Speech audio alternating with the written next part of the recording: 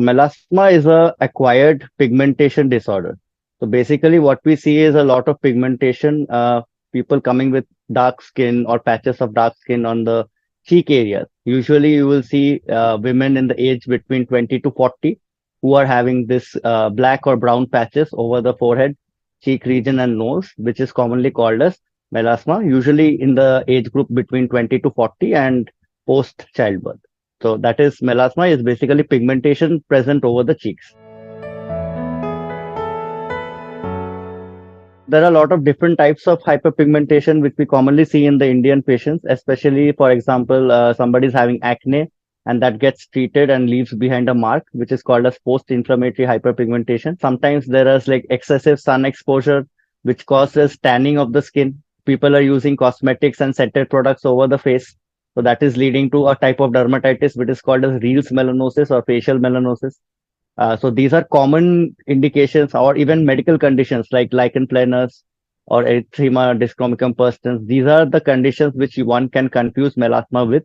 Melasma is different than most of them because melasma is more difficult to treat. It's very resistant to all forms of treatment, and hence it can be a little bit frustrating for both the patient as well as the practitioner.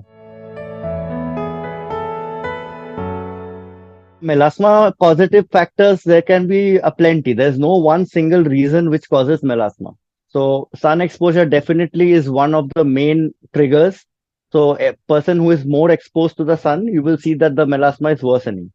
And also there are other factors like post-pregnancy hormones like estrogen and progesterone. If somebody is taking hormone replacement therapy or is on oral contraceptive pills, so these are the factors. Or even like thyroid disorders, underlying thyroid disorder is present.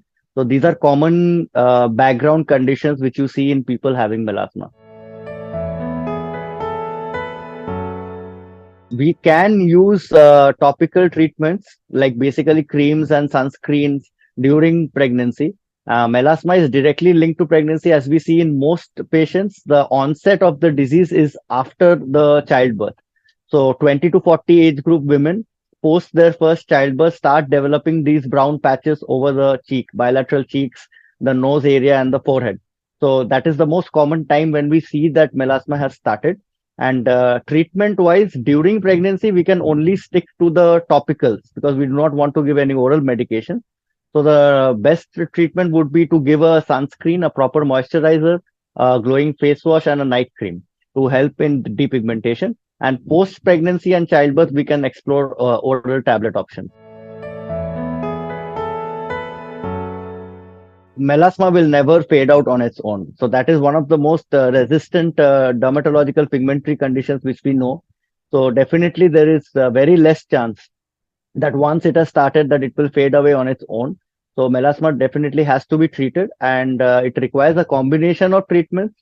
Basically oral, procedural, as well as topical treatments are required. So there are three different ways of treating melasma. The first thing is the topical method of management. So where the primary treatment will circle around the sunscreen, which has to be used at least 3 times a day. So we tell the patient to try and use it morning 8 o'clock, afternoon 12 o'clock, and evening 4 o'clock, because SPF 50 plus sunscreens usually have a duration of action for about 4 hours. So that's why we ask them to use a sunscreen 3 times a day. Along with that, they have to use a gentle cleansing face wash, a moisturizer to keep the moisture locked in, and a proper depigmenting agent at night, which can be various combinations like hydroquinone, tretinoin, kojic acid, arbutin, azelaic acid. So these are different topical creams available as depigmenting agents, which we can use at night. Coming to the oral options, there is oral tranexamic acid because often melasma has a vascular component. So if we are dealing with a dermal melasma, we would use oral tranexamic acid 3 times a day and give an oral sunscreen. Hydroxychloroquine is known to work, and also we can go for oral glutathione. Procedural treatment is basically mainly chemical peels and laser therapy.